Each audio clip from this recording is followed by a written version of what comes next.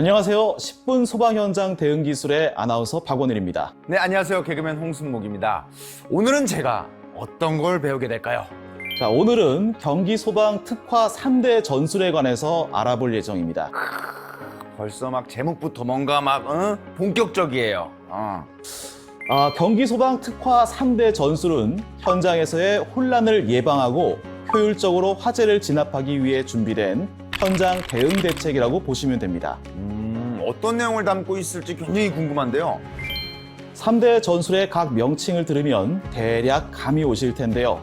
첫째는 화재 현장 소방 차량 운용 효율화 대책, 둘째는 화재 현장 급수 확보 강화, 그리고 마지막 셋째는 화재 현장 급수 체계 효율적인 전술 방안입니다.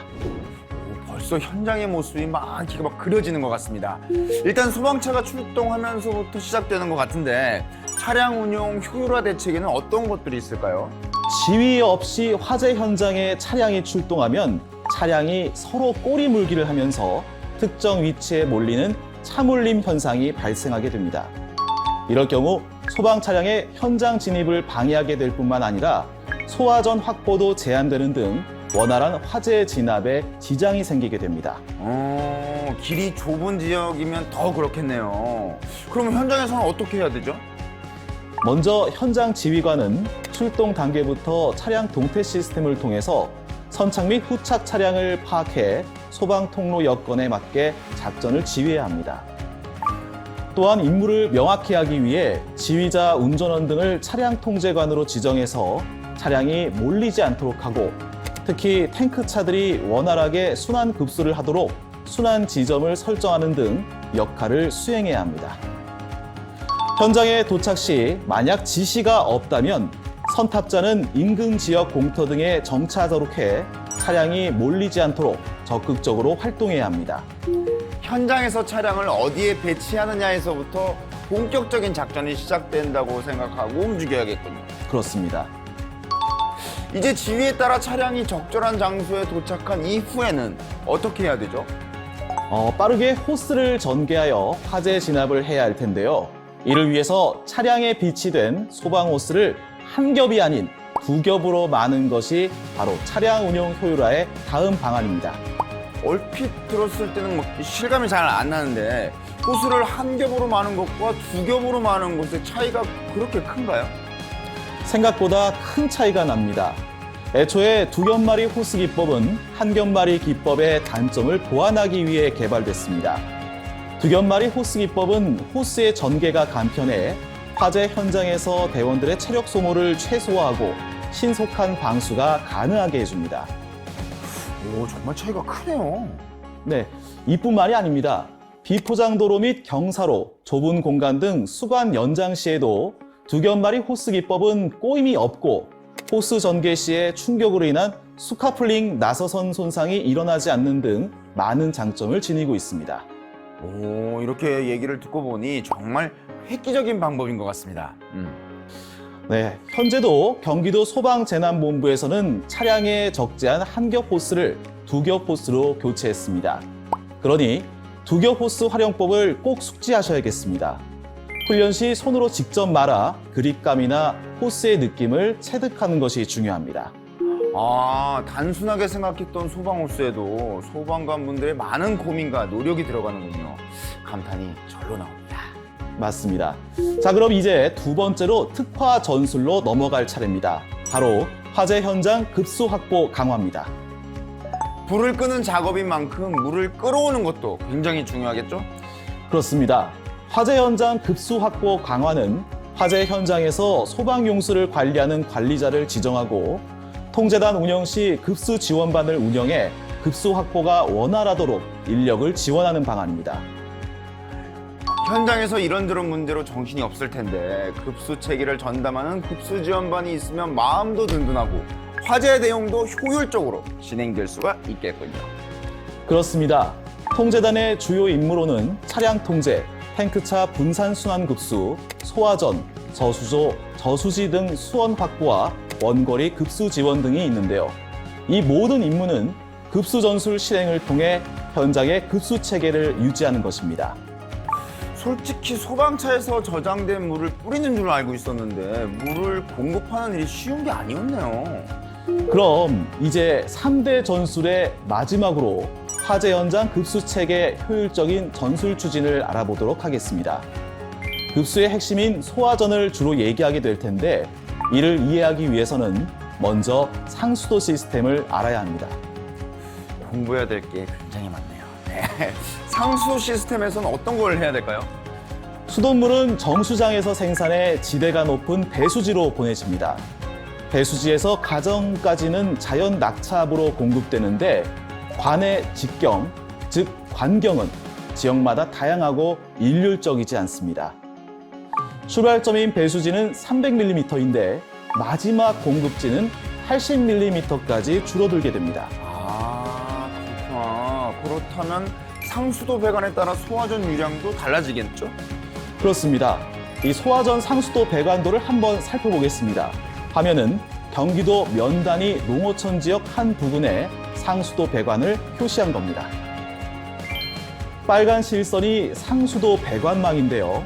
보시면 큰 도로의 상수도 배관은 250mm로 이어지는데 마을 쪽으로 갈라지면서 150mm, 80mm로 줄어드는 걸 확인하실 수 있습니다. 정말 위치에 따라서 배관의 크기가 크게 차이가 나네요. 그 영향을 받는 소화전도 서로 차이가 많이 나는 거죠? 정확하게 보셨습니다. 위치에 따라서 유량의 차이가 나는 건 물론이고 심지어 같은 소화전도 주변의 사용량 등의 영향으로 유량의 차이가 많이 나기도 합니다.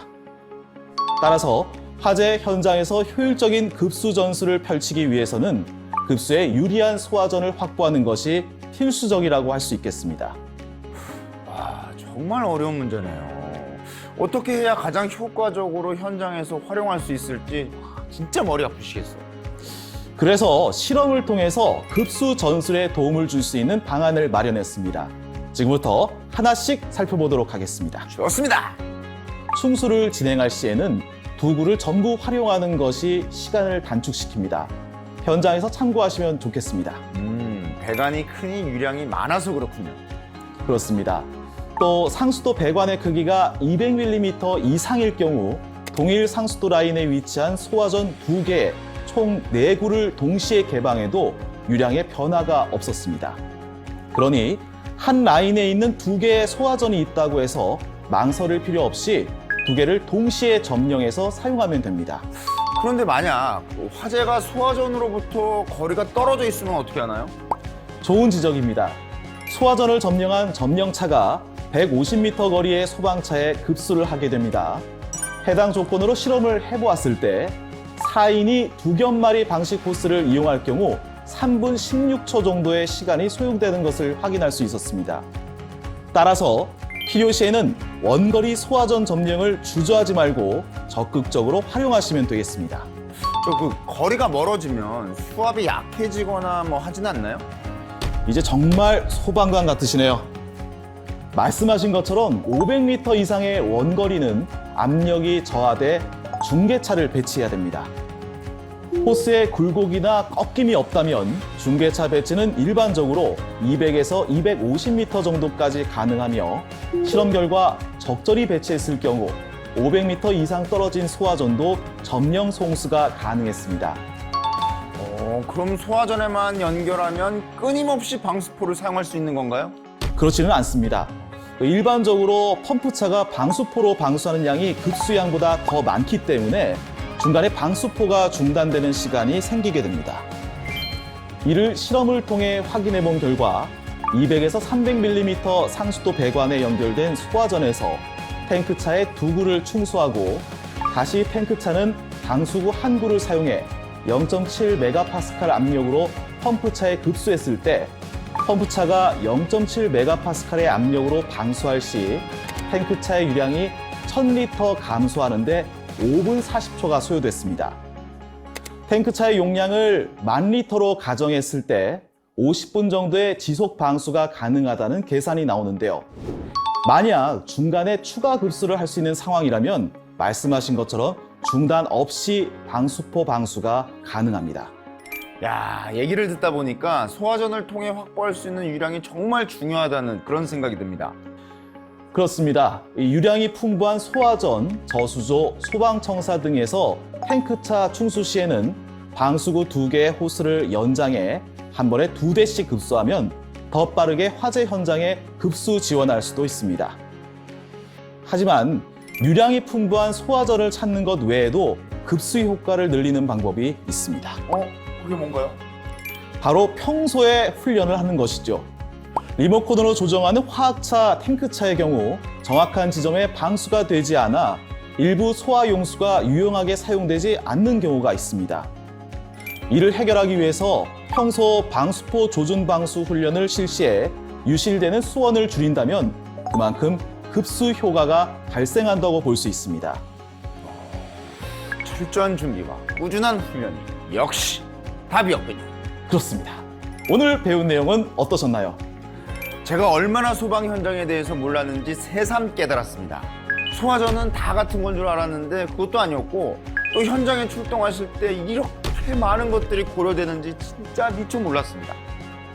예, 그러면은 다음 편도 알차게 준비해서 더 많은 도움을 드릴 수 있도록 하겠습니다. 그럼 인사드리면서 마치겠습니다. 대한민국 소방관 여러분을 응원합니다. 안전!